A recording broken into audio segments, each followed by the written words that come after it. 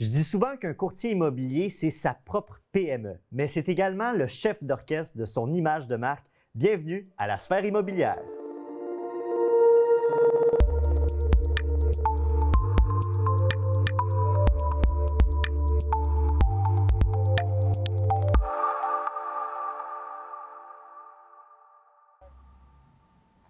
Je me retrouve présentement tout près des sièges sociaux de Via Capital Partenaire. Par contre, surprise, je ne vais pas rentrer à l'intérieur, je vais plutôt suivre un courtier immobilier dans son quotidien, et pas juste dans son quotidien, dans son bureau principal, et oui, sa voiture. Allons voir ça. Je me retrouve présentement avec Andréane Malo, courtier immobilier résidentiel chez Via Capital Partenaire. Andréane, bienvenue à la sphère immobilière. Merci. Qu'est-ce qu'on va faire ensemble dans les prochaines heures? On va se promener, on va aller en véhicule ensemble. J'avais une rencontre avec ma directrice d'agence, Nancy. On a décidé, on avait différents sujets à discuter. On a décidé d'aller chercher un petit quelque chose à manger, puis... Joindre l'utile à l'agréable, quoi. Absolument. OK, Ouais. on perd pas de temps, allons-y. Parfait. Andréane, merci de me recevoir dans ton bureau. Ça fait plaisir. Hey, moi, d'habitude, je reçois tes appels, tu as des questions pour moi. Oui, C'est moi qui ai des questions pour toi, ça te tente-tu? absolument. Courtier immobilier Via Capital, j'imagine que ta vision, ton ADN, il faut que ça rejoigne un peu celle de l'agence aussi, hein? Oui, puis moi, j'ai toujours été Via Capital depuis le début, depuis mes débuts en 2012. Parce que contrairement à d'autres bannières, je pense qu'il faut s'associer aussi à une bannière qui nous ressemble. Puis moi, Via Capital, c'est des valeurs de cœur, des valeurs familiales, vraiment axées sur la personne, l'être humain. Donc oui, ça fait partie de mon ADN justement. Quand tu accompagnes un client du début à la fin, là, je comprends que ça va commencer au niveau des recherches d'une propriété, même jusqu'à l'acte notarié. Là. Ils confient leur projet à un courtier immobilier. Ils ont choisi Andréane Malo de Via Capital. Je comprends que c'est beaucoup de travail, mais toi, qu'est-ce que tu fais en particulier pour eux? Évidemment, c'est du cas par cas. Donc, est-ce que c'est un vendeur? Est-ce que c'est un acheteur? Par exemple, si on prend l'exemple du vendeur qui désire mettre sa propriété sur le marché, oui, c'est sûr que j'y vais toujours dans l'optique d'avoir un contrat au final. Évidemment, c'est mon travail, mais je ne mets jamais de pression sur le client. Donc, je veux qu'il sente qu'il est en confiance, justement, qu'il est supporté de A à Z de la transaction. Alors, ça, c'est à partir du moment où est-ce que je le rencontre, mais avant ça, il y a quand même tout un travail de préparation aussi, donc vérification au niveau des titres. Il y a des choses qu'on peut faire avant même d'avoir vu la propriété aussi, d'être un petit peu au courant du secteur, des environs, des problématiques du secteur aussi. Puis, justement, une fois qu'on arrive chez le client, on est déjà préparé. Donc, ça fait partie intégrante de notre travail. Nancy, t'es-tu prête? Ah, envoie donc. Ça fait partie de ton travail, j'imagine, hein? Oui, parce que honnêtement, là, manger sur la route et jamais savoir à quelle heure tu vas manger. Là, j'ai une petite question pour toi. Ça se peut-tu que ça soit ta table pour manger, ça?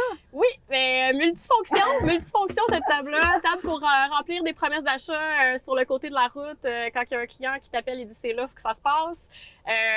Justement, quand on va chercher des mecs croquettes. Ah! Ou un petit café. Ah, c'est une Alors, bonne idée. Voilà. C'est une bonne idée. Être maman d'un petit garçon, j'imagine que le McDo, tu connais ça aussi? Je connais ça. Une chance que j'aime ça. Bien, pendant ce temps-là, j'ai peut-être une question pour toi. Quand on regarde centris.ca, on voit aujourd'hui, il y a plus que 54 000 propriétés à vendre présentement. Les consommateurs sont habitués de cliquer sur ce site-là pour aller voir des propriétés. Qu'est-ce que le courtier va faire de plus quand le client t'appelle et dit « Ah, j'ai déjà vu, mettons, 10 propriétés ». Tu lui offres quoi? Bien, en fait, c'est sûr que Centris est la référence pour toutes les propriétés sur le marché. Excuse-moi, je vais commander un petit café. Je vais prendre un verre de vin blanc. Un verre de vin blanc! Un verre de vin blanc, s'il vous plaît. Je vais prendre un café froid. Café froid. Prendre, ben, en fait, 2 petits cafés froids, s'il vous plaît. Ça va être tout? Merci. Merci. Le client, il navigue dans Centris, il trouve des propriétés, il communique avec toi. J'imagine, tu sais, tu as accès à tellement d'autres documents. Tu transfères tout ça tout de suite ou comment tu fais? En fait, non, il y a tout le temps une préparation qui se fait au départ, mais je pense que le principal, c'est de sentir que le client y est écouté, que ses besoins sont respectés, qu'on ne dépasse pas ses limites à lui. Donc, c'est pour ça que je vais toujours dans l'optique de jamais mettre de pression sur le client. Donc, moi, je connais mon dossier parce que normalement, j'ai eu le temps de le préparer à l'avance. Puis une fois qu'on arrive sur place, ben, on prend le temps avec le client. On s'assoit avec lui, on regarde la maison. C'est pas juste de dire « ta maison elle vaut à peu près tant ». Non, on s'assoit, on regarde les comparatifs du marché, savoir si ses attentes sont réalistes aussi, ou si c'est quelqu'un qui veut peut-être un petit peu s'essayer sur le marché. Donc, c'est de voir aussi s'il y a une bonne connexion entre le courtier puis le client. Alors là, tu vas accompagner un client jusqu'à la fin. Puis on arrive près de la fin, puis il pourrait y avoir, par exemple, une situation litigieuse, que ce soit un financement qu'on n'obtient plus parce qu'il y a eu un trouble, soit de perte d'emploi, un décès d'un acheteur, le désistement d'un acheteur, le décès d'un vendeur. Comment tu réalises à sauvegarder une transaction dans des situations comme celle-là? Justement, ça m'est déjà arrivé. Malheureusement, j'avais une cliente qui est décédée la journée avant l'acte de vente et on l'a su chez le notaire. Donc, parce que pour faire une histoire courte, ma cliente s'est pas présentée, évidemment. On s'est posé des questions. Et, bon, évidemment, tu viens que tu connais un petit peu les habitudes de tes clients. Quand tu passes du temps avec eux, tu connais un petit peu les habitudes de tes clients, puis tu te rends compte qu'il y a des choses qui fonctionnent, d'autres qui ne fonctionnent pas. Puis, dans ce cas-ci, évidemment, je me suis rendu compte que c'était pas dans ses habitudes de ne pas être au rendez-vous quand elle aurait été là 1 heure d'avance. Alors, ce qui s'est passé, c'est que j'ai travaillé en collaboration avec la courtière qui représentait l'acheteuse et la notaire à ce moment-là qui travaillait sur la transaction pour finaliser le dossier, pour notarier. Puis, bref, tout le monde a mis ses efforts. On a allié nos forces ensemble, puis ça a été vraiment un travail d'équipe dans une situation qui était vraiment difficile pour tout le monde. Puis, c'est là que, justement, nos forces ont ressorti, puis on était capable de quand même amener la transaction à bon port, même si c'est la succession à ce moment-là qui s'est occupée de ça.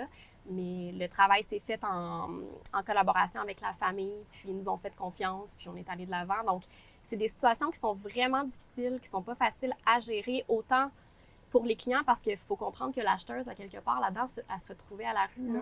Elle n'avait aucun endroit où habiter, avec une jeune enfant qui avait des problèmes, des besoins particuliers. Puis, donc voilà, on était capable d'arrimer tout ça pour finaliser la transaction. Bien, les clients étaient certainement entre bonnes mains, puis heureusement que vous aviez le travail du notaire qui était là aussi comme juriste pour faciliter la tournure des événements. Puis en même temps, je constate que votre rôle est aussi important lorsqu'on arrive à l'acte de vente, d'être présent sur place pour justement arriver à mettre en symbiose toutes ces actions-là. Absolument, parce que souvent, quand il y a des petites choses qui arrivent, c'est toujours chez le notaire que ça arrive, à la fin de la transaction. Il y a des détails qu'on ne se rappelle pas qu'on avait mis dans l'offre d'achat. Donc, nous, les courtiers, on connaît nos dossiers, puis on est impartial, puis on a un regard extérieur là, par rapport à la transaction. Donc, souvent, on est à l'écoute, on n'est pas dans les émotions. Puis, oui, s'il vous plaît. Merci. Andréane, on connaît l'OACIQ. On dirait qu'on se fait rire à chaque fois qu'on dit ce mot-là. Mais en fait, c'est l'organisme d'autoréglementation du courtage immobilier au Québec. Puis on sait que la mission, d'abord, c'est de protéger le public. Alors, le courtier se trouve, lui, à travailler en vertu des lois sur le courtage immobilier. Il y a beaucoup de modifications législatives, beaucoup de défis à relever, beaucoup d'obligations de vérification. Comment, toi, tu fais pour rehausser tes standards d'année en année?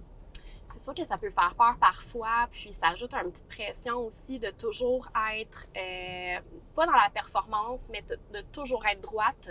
Puis, donc, on a de la formation en continu, en fait, que les courtiers sont obligés de suivre. Puis, tu as le choix. Tu as le choix dans la formation que tu désires suivre. Là. Donc, on ne parle pas nécessairement de tout. En fait, les formations sont évoluent à chaque année. Puis, on a un certain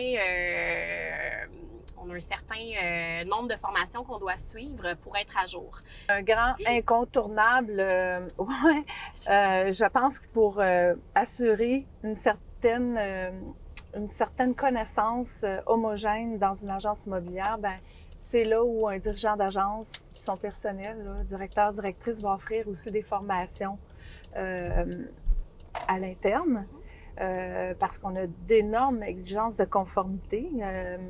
Il y a aussi toute la pratique sur le terrain. J'imagine que ça aussi, ça te donne une expertise. Je veux dire, si tu assistes, tu fais ça depuis combien d'années, toi? Depuis 2012. Alors, depuis 2012, t'en as vu des inspecteurs Oui. à l'œuvre? Puis justement, c'est pas juste de signer une promesse d'achat, c'est pas juste de signer un contrat de courtage et d'afficher une propriété sur le marché. Il faut que tu sois présent de A à Z. Ou quelqu'un pour te représenter du moins, parce que c'est là que tu apprends énormément sur le marché. Tu comprends les termes un peu plus techniques aussi. Puis, l'accompagnement. L'accompagnement, c'est ce qui est le plus important, je pense, de toute la transaction. Je commence à mieux te connaître, Andréane, puis je comprends le client qui décide de travailler avec toi, en fait. C'est que c'est plus un travail pour toi, c'est une passion, c'est ça? Oui, tout à fait. Puis, je vais te dire quelque chose de bien personnel. Tu sais, moi, là, les trophées, tu sais, les petits trophées à chaque année qu'on reçoit là, comme courtier qui nous félicitent de notre travail. Puis, les rendements de performance. Les rendements de performance. Moi, je me suis jamais sentie... je ne veux pas dire à ce niveau-là, mais je me suis jamais sentie juste motivée par ça. Motivée par ça. Mais au final, le client, là, il va répondre à un sondage de satisfaction. Chez Via Capital, on est sondé. Puis, depuis 2012, je suis très fière. Je suis très, très fière de ce que j'ai accompli puis de la moyenne de satisfaction à la clientèle que j'ai pu obtenir. Donc, moi, ma vraie motivation, c'est au final comment le client va se sentir à la fin de la transaction. Et en terminant, Andréane, quel message tu aurais pour un client, un acheteur ou un vendeur qui est insécure aujourd'hui ou qui pense que c'est pas le moment d'acheter ou de vendre sa propriété? Bien, moi, je pense que c'est toujours le bon moment quand on est rendu à ce moment-là dans notre vie. Si, par exemple, bien, de un, quand on va rencontrer le client, on va déterminer ses besoins. Est-ce qu'il y a besoin de vendre? Est-ce que c'est nécessaire de vendre à ce temps-ci de l'année? Puis c'est sûr qu'on va conseiller, évidemment, notre client du mieux qu'on peut.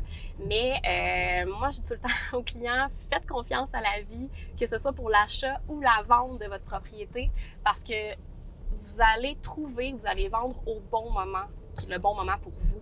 Donc, il n'y a pas de bon ou de mauvais moment. Puis c'est sûr que le marché est particulier en ce moment. Je peux comprendre que ça peut faire peur aux futurs acheteurs, aux futurs vendeurs. Mais dites-vous qu'il y a de la place pour tout le monde dans le marché, dans le sens que vous allez trouver preneur. Je suis pas inquiète. Puis ça, ben, c'est important d'être le mieux accompagné possible. Moi, je leur dirais, faites confiance à Andréane Malo. Merci beaucoup. Pour une approche humaine et proactive. Merci.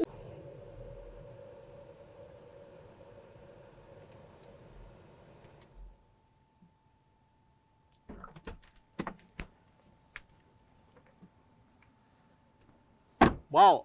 Andréane, on a vu juste une mini-partie de qu'est-ce qu'un courtier immobilier peut faire dans son quotidien. Mais si tu pouvais me résumer en 1, 2 ou maximum 3 phrases sur la globalité des responsabilités d'un courtier immobilier, comment tu pourrais me décrire ça? Quand même difficile de te résumer ça en 2-3 phrases, mais beaucoup d'imprévus, de gestion... D'émotions? D'émotions, que ce soit... gestion d'émotions énormément. Donc, tu rentres au boulot le matin, tu sais à peu près ce que ta journée va avoir l'air, puis finalement, à la fin de la journée, des fois, ça ne s'est pas du tout passé comme tu pensais. Donc, beaucoup de gestion, ouais. Mais c'est un peu pour ça, j'imagine, que les clients, autant acheteurs que vendeurs, ils vous mandatent, parce qu'une transaction, c'est bien rare que c'est juste poser la pancarte, vendre et aller au notaire. Il y a plusieurs péripéties. Absolument, c'est vraiment loin de juste poser une pancarte. Il y a vraiment tout un processus. Puis, dépendamment avec qui tu fais affaire aussi, il faut s'adapter à la clientèle. Oui. Est-ce que c'est un vendeur? Est-ce que c'est un acheteur? Quel type de personnalité? Donc, non, c'est pas juste planter une pancarte, effectivement. Beaucoup d'adaptations. En terminant, ton coup de cœur, le moment préféré en tant que courtier immobilier, ce serait quoi? Souvent, tu peux avoir des transactions super simples, des transactions super complexes. Quand on arrive au notaire, puis que là, tout le monde est émotif, c'est là, dans le fond, qu'on a juste tout le monde envie de se prendre dans nos bras la majorité du temps. Avoue là que tu deviens émotive toi aussi. Oui. Puis, non, c'est vraiment des beaux moments, honnêtement. Puis c'est important, justement, d'être là jusqu'à la fin de la transaction pour soutenir nos clients. Andréane Malo, merci beaucoup d'avoir participé à l'émission, puis évidemment, bon succès dans la continuité de ta carrière. Merci beaucoup. En immobilier, comme dans tout type d'industrie, l'image de marque communément appelée le branding est important. On est là pour en parler avec Pierre-Luc Lemetti, propriétaire de Propagande Guérilla. Et on va se dire les vraies affaires. Aussi un ami et collaborateur. Merci de participer à l'émission, Pierre-Luc. Ça me fait plaisir pour vrai, puis un gros merci de m'avoir invité sur ton émission. Fait plaisir. On va parler justement de branding. On va résumer l'image de marque à branding parce que c'est le terme à l'anglicisme qu'on emploie le plus souvent. Je veux te demander, Pierre-Luc, toi, avec ta compagnie, évidemment, tu chapeautes les projets, mais de manière plus précise, ça ressemble à quoi ton rôle de propriétaire d'une agence marketing spécialisée dans l'immobilier? En fait, moi, je suis un brand strategist, fait que image de marque en stratégie. On va utiliser pas mal d'anglicisme, hein, mais c'est correct. Ça se peut. On travaille beaucoup avec nos formations, tout ça, c'est tout en anglais, donc on a beaucoup d'anglicisme. Moi, en fait, c'est de prendre un courtier immobilier puis on regarde tout ce qu'on doit mettre de l'avant. En fait, son brand, qu'est-ce qui va le différencier, qui va faire que les gens vont arriver, vont faire « Wow, OK, j'ai envie de faire affaire avec ce courtier-là. » Ouais. Puis qu'est-ce qui le différencie? Tu sais, là, le courtier avec la maison dans son logo, là. Ouais. Non, ça, il y en a trop, là, ça les différencie pas, mais on va aller travailler ça avec eux, en fait. Puis moi, c'est vraiment de regarder tout ce qui est la création alentour de ça en tant que propriétaire. OK, parce que oui, justement, les courtiers immobiliers, il y en a beaucoup au Québec. Je pense 15, 16 ou 17 000 courtiers. Ça en fait beaucoup. Je dis pas qu'il y en a trop. Ça en prend des courtiers pour accompagner les acheteurs, vendeurs, investisseurs. Mais justement, parmi ces 15, 16, 17 000 courtiers immobiliers qu'il y a au Québec, toi, tu les aides justement à trouver leur unicité, leur distinction. Alors, ma prochaine question, c'est si tu peux me résumer là, de A à Z, ça ressemble à quoi les étapes d'un branding pour construire justement l'image de marque d'un courtier? Nous, en fait, on va beaucoup travailler aussi l'identité visuelle. Fait que la première chose qu'on va faire, c'est qu'on va rencontrer le client. On parle environ 3 heures avec lui, vraiment 3 discuter. heures, okay. Ouais, on va vraiment discuter de tout de A à Z, sa mission, sa vision, ses valeurs, qu'est-ce qui le différencie. Puis ensuite de ça, qu'est-ce qu'on va faire, c'est qu'on va tout créer sa communication au complet.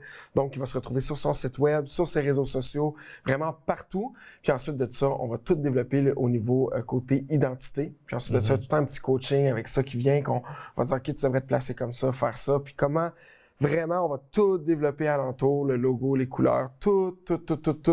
Qu'est-ce qui va faire son unicité, en fait, quand il va être présent sur les réseaux sociaux, présent un peu partout, là. Oui, parce que le courtier immobilier, c'est une propre PME. Il est travailleur autonome, donc il a beau représenter une bannière immobilière, exemple Via Capital, mais sa publicité principale doit passer par lui. C'est pas pour rien que dans les pancartes, on voit la face du courtier immobilier. Et voilà, oui, c'est ça. C'est vraiment un gros travail de brand personnel qu'on va aller travailler avec eux. Puis c'est cette façon-là qu'on peut commencer à faire à ce qu'ils se démarquent, en fait. Donc, ça va plus loin qu'un logo, dans le fond. Oui, en fait, nous, quand on fait tout le brand, on va aller prendre aussi les photos lifestyle, montrer un petit peu qui ils sont. On va aller prendre aussi des vidéos plus corporatifs qu'on va faire à ce moment-là. Puis il faut pas oublier qu'un courtier immobilier, comme tu as dit, c'est une compagnie. Fait qu'ils ont besoin de prendre soin de leur image, comme les grosses compagnies. Fait que oui, on va tout aller créer qu'est-ce qui est alentour aussi. On va aller faire leur site web. Puis après ça, ça donne un beau rendu, puis ils peuvent se mettre de l'avant. Est-ce que le branding personnel s'est rendu plus important que le branding de la bannière? Parce que justement, le courtier immobilier représente une agence, représente une bannière, une entité qui est très connue au Québec et des fois même plus loin qu'au Québec, au Canada et à l'international. Mais est-ce que le brand personnel, donc l'image personnelle du courtier, selon toi, est rendue plus importante ou complémentaire au brand de l'agence? En fait, si on parle là, comme dans le monde. On s'en va dans un réseautage, on s'en va rencontrer des gens. En fait, quand tu te présentes, tu dis pas « Salut, mon nom, c'est Remax ». Tu vas dire, ou n'importe quelle bannière, en fait. Tu vas arriver, tu vas dire ton nom, les gens vont se présenter à toi et toi, tu vas te présenter à eux. Donc oui, je pense que ce qui est le plus important, c'est le brand personnel, parce que si tu changes de bannière ou quoi que ce soit, mais ça va rester. Ça va te suivre. Tout le long, ça va te suivre. Ouais. Parce que j'ai beaucoup de courtiers qui n'ont pas ça, puis ils changent de bannière. Puis à ce moment-là, ils n'ont plus les mêmes couleurs, ils n'ont plus rien. Puis là, à ce moment-là, ben, ils n'ont pas leur propre brand, leur propre identité à eux. Fait que je pense que c'est super important que ce soit dans n'importe quel domaine. C'est vraiment de mettre l'emphase sur le brand personnel. Les gens suivent une personne. Les gens aiment une personne. C'est ça, c'est complémentaire. Ça me fait penser, écoute, c'est une métaphore qui n'a aucun rapport, mais mettons à Piqué Souban, qui était un défenseur étoile pour le Canadien de Montréal. Lui a été beaucoup suivi sur Instagram. Il a bâti son image de marque personnelle. Et après ça, quand il est parti de Montréal, on n'en a pas moins parlé de lui. Bien au contraire, on en a même plus parlé de lui parce que son branding personnel l'a suivi tout au long. Fait que j'imagine que c'est un peu ça que tu résumes pour un courtier immobilier, c'est que peu importe ta couleur, c'est toi qui tu es, le service que tu offres, j'imagine, qui va faire en sorte que ça va te suivre tout au long de ta carrière. 100%. Tu sais, il y a des gens qui ont un branding personnel de fou, puis là, je sors un petit peu de l'immobilier, mais c'est bon de le savoir. Et n'importe quel projet qu'ils vont lancer, qu'ils vont faire, ça va pogner parce que les gens les suivent. Donc, ils vont continuer de suivre, que ce soit n'importe quel produit ou n'importe quoi. Ils sont comme, moi, j'aime cette personne-là, donc je veux la suivre dans ses projets. Fait que c'est la même chose pour un courtier immobilier. S'il change de bannière ou quoi que ce soit, les gens vont continuer à le suivre pareil. OK. Puis, ben là, ça m'amène à te poser la question, Pierre-Luc. Le branding personnel, c'est bon. Par contre, ça peut avoir aussi son côté négatif. Là, je ne veux pas revenir sur le sujet parce qu'il y a beaucoup d'encre qui a coulé là-dessus, mais on va dire les vraies affaires. Il y a l'image des courtiers immobiliers qui a beaucoup terni dans la dernière année et demie, dans les manchettes, dans la une des journaux et tout ça. Et puis, je me demandais, est-ce que toi, ça vient jouer dans ton rôle de déconstruire, reconstruire l'image? Est-ce que ton travail est plus difficile maintenant que l'image des courtiers a un peu changé? Je pense pas. Pour vrai, moi, ça devient pas difficile de créer une image pour un courtier pour la simple et bonne raison que tout le monde a leur personnalité. Donc, comme tu as dit tantôt, les gens vont accrocher sur les personnalités. Je pense que oui, il y a eu certaines images qui ont été ternies par ça, mais je crois vraiment fondamentalement que si t'es pas entrepreneur, puis dans la vie, tu fais tes petites affaires, tout ça, t'as besoin absolument d'un courtier. Fait que je pense pas que c'est terminé. T'en as besoin pour savoir c'est quoi les vices cachés, qu'est-ce qui se passe quand tu vends ta maison, pour vraiment être bien guidé. Fait que je pense que oui, ça a été terminé, mais ils sont encore présents. Puis dans mon travail, je rencontre tellement des gens qui sont merveilleux au niveau du courtage immobilier, là. Vraiment des personnes avec la main sur le cœur, qui sont là pour leurs clients. Puis quand on développe, on va vraiment chercher ça avec les clients. On va vraiment chercher qu'est-ce qui font qu'ils sont différents, comme qu'on a parlé, comment ils donnent de la valeur. Fait que nous, c'est là-dessus qu'on va mettre ça de l'avant. C'est vraiment leur valeur, leur promesse, ces choses-là, pour qu'ils puissent être bien perçus. C'est un peu la raison pourquoi j'ai fait cette émission, Pierre-Luc. C'est parce que il va y avoir une manchette sur un courtier qui a peut-être fait de quoi, mais pourquoi on ne parle pas de tous ces courtiers-là qui sont là, comme tu dis, pour les bonnes raisons, qui sont là pour leurs clients? C'est un peu pour ça que j'ai fait cette émission-là. Puis c'est un peu pour ça, j'imagine, que toi, t'aimes rendre ce service-là d'image aux courtiers. C'est de dire, hey, il y en a des bons courtiers et voilà, je vous les présente. 100%. Puis quand que je fais la rencontre de 3 heures avec eux, ils me racontent tellement des belles histoires qu'ils ont faites avec leurs clients, que leurs clients sont contents quand ils achètent leur maison. Souvent, c'est le plus gros investissement de ta vie pour certains. Puis sont tellement heureux d'avoir ça. Ben, à ce moment-là, tu sais, ils peuvent pas demander mieux. Puis je vois vraiment qu'il y a des courtiers qui ont la main sur le cœur, comme je disais. Cool. Revenons sur les réseaux sociaux. On en a parlé un petit peu. Comment rendre l'immobilier intéressant sur les réseaux sociaux? Mettons, on s'adresse à monsieur, madame, tout le monde qui sont sur Facebook, Instagram, qui sont là pour se divertir, on va se dire les vraies affaires. Tu sais, quand on passe du temps sur le fil d'actualité, c'est pour passer le temps. Mais comment rendre, selon toi, l'immobilier intéressant sur ces plateformes? Tu sais, là, on parle de brand personnel. Qu'est-ce qui est important, je trouve, pour tout ce qui est courtier ou des gens qui ont des compagnies, en fait, c'est de montrer leur lifestyle au travers de l'immobilier, qui ils sont au travers de l'immobilier, en fait. Puis raconter des histoires. Tu sais, tu as une maison à vendre ou quoi que ce soit, Maintenant, on s'en va vers une ère où est-ce qu'on recherche de plus en plus l'authenticité. Ouais. Donc, c'est de faire des vidéos. Tu n'es pas obligé de Hey, salut, aujourd'hui, j'ai une vidéo avec 3 conseils. Ouais. On est en train de déroger de ça maintenant. Les gens Ou veulent juste voir. de dire, hey, j'ai vendu telle propriété. Tu sais, c'est Ça- correct, mais. Ça, c'est pas intéressant. Ouais. Tu sais, les gens sont tannés de voir ça. Ce qu'on veut voir, en fait, c'est du vrai. C'est le courtier avec ses clients qui racontent leur histoire, comment que la maison elle a été faite, ou quoi que ce soit, pourquoi qu'ils l'avaient acheté, ou pourquoi qu'ils veulent l'acheter, ou quoi que ce soit, que ça soit plus live, plus vrai. Je pense que c'est là qu'on va rendre l'immobilier encore plus intéressant sur Internet. Tu sais, je viens de dire la fameuse publication d'un vendu. OK, fais-la, mais raconte l'histoire du vendu. Comment t'es passé Et de voilà. A à Z à conclure cette transaction-là? C'est ça. Ah, ben j'ai aidé Madame Tremblay qui, là, a passé toute sa vie, là, elle a élevé ses enfants, blablabla. Yes. Bon, je radote, là, mais tu sais, Faire un c'est beau ce genre- storytelling. là, tu sais. Exactement, En plein raconter ça. l'histoire de la transaction, Ouais. je pense que c'est important. Parlons aussi du volet web. Ouais. Est-ce que selon toi, c'est encore pertinent de faire un site web pour un courtier immobilier? Parce que la vérité, c'est que monsieur, madame, tout le monde qui se cherche une propriété ou qui se cherche un courtier va aller sur notamment le site web Centris, 100%, où oui. ce qu'il y a pas mal tout ce qu'il y a propriété et courtier. Mais selon toi, encore aujourd'hui, est-ce que c'est pertinent d'avoir un site web pour un courtier? Moi, je pense que c'est pertinent à 100%. Faut prendre le site web comme une carte d'affaires. OK. Quand tu vas arriver, tu vas faire des recherches sur le courtier, tout ça. Tu fais des recherches, tu sais, la maison, mais tu veux savoir aussi c'est qui le courtier. Puis ça je le dis à tout le monde, c'est de faire des recherches sur les courtiers, de savoir c'est qui un peu. Donc, tu vas arriver, tu vas rechercher un courtier, puis tu arrives sur son site web, il y a un beau site web, une belle communication, des belles valeurs, puis tu vois qu'il y a une belle équipe, puis tu vois qu'il y a des beaux listings aussi, parce qu'il y a des plugins que tu peux mettre de Centris à ton site web. bien Des sûr. plugins, il faut le dire aux gens, Ouais. parce que c'est des applications qu'on retrouve dans des sites Internet pour justement rendre telle fonction accessible. Et voilà, 100%. Fait que tu peux mettre Centris là-dessus. Ouais. Nous autres, des fois, on parle dans un jargon. Ouais. Puis, à ce moment-là, les gens vont arriver sur leur site web puis ils vont pouvoir vraiment voir c'est qui le courtier, c'est qui l'équipe avec qui ils vont faire affaire. Et je pense que c'est une des meilleures cartes d'affaires encore de pouvoir regarder ça puis se dire, OK, j'ai envie de faire affaire avec lui. Dernière question, Pierre-Luc. Là, c'est la question à 1000 piastres, si je peux le dire ainsi.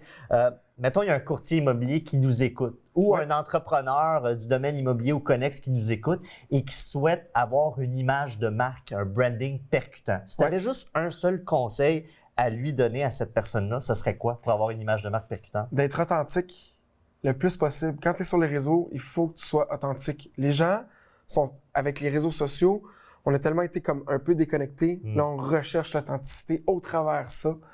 Et c'est plus rendu oui, bonjour, tu sais, super carré, ça fonctionne plus, ça. Ouais. Les gens veulent voir une personnalité. C'est pour ça que les gens aiment tant écouter les affaires comme Occupation Double, tout ça. Ils veulent voir qu'est-ce qui se passe, ils voient du vrai monde qui parle, qui discute. C'est d'être authentique, d'être cohérent, puis d'être consistant aussi dans qu'est-ce que tu vas donner. Puis la constance, ça, c'est super important là, dans tout ce que tu vas offrir à ta communauté au travers des réseaux sociaux. C'est vraiment ça. Puis de trouver une chose qui te différencie des autres courtiers. Qu'est-ce qui te différencie? Moi, j'ai un de mes amis, j'en parle vite fait, Martin Boucher, le courtier tatoué. Tout le monde sait c'est qui le courtier tatoué. C'est la chose qui va la différencier. Puis ensuite de ça, qu'est-ce qui va mettre de l'avant aussi? Il faut que tu trouves 5 choses qui te mettent de l'avant. Ça peut aller à 6 ou 4. Ouais. Mais, mettons, le courtier aime faire du sport, il aime sa famille, il met sa famille de l'avant, il aime l'art. Tu sais, il faut que tu trouves 4-5 choses qui vont te différencier des autres, puis que tu vas mettre de l'avant. Donc, authenticité, ça rentre là-dedans. Tes passions, tes hobbies. Et voilà, il faut que les gens te connaissent personnellement et professionnellement. C'est là que les gens vont connecter avec toi. Donc, mets de l'authenticité de l'avant, de la constance, puis du contenu. Ouais. Puis en gros, si on peut résumer ce que tu m'as dit, c'est montrer l'être humain derrière le courtier immobilier. 100%, puis c'est là, je pense que ça va donner quelque chose de puissant au travers de tout ça. Pierre-Luc Lemetti, Propagande Guérilla, merci beaucoup de participer à l'émission. Ça me fait plaisir. Et pour puis, je suis pas mal sûr qu'on va se revoir à faire une entrevue ensemble. Ça sera pas long. Merci Pierre-Luc. Ça me fait plaisir.